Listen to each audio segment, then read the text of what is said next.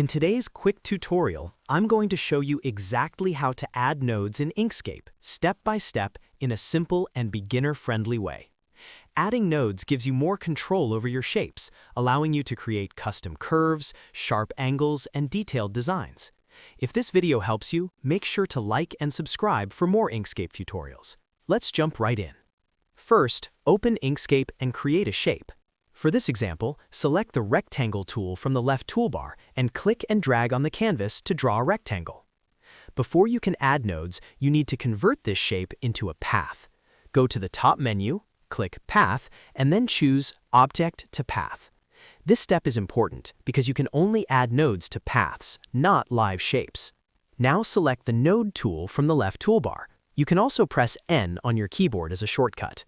Click on your shape, and you'll see nodes appear at each corner. These nodes define the structure of the shape. To add a new node, move your cursor over one of the edges between two existing nodes. When your cursor is directly over the path, double-click on that edge. Instantly, a new node will appear exactly where you clicked. That's the fastest way to add a node in Inkscape. You can also add a node by selecting the path, then clicking once on the edge where you want the new node to appear, and finally clicking the Insert New Nodes button in the top toolbar.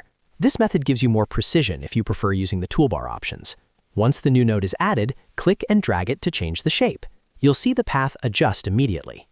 If you want to turn that straight segment into a curve, select the new node and click the Make Selected Node Smooth button in the top toolbar. Then drag the handles that appear to control the curve. You can repeat this process anywhere along the path. Just double-click on any segment to keep adding more nodes. The more nodes you add, the more detailed control you have over the shape. If you ever add too many, simply select a node and press Delete on your keyboard to remove it.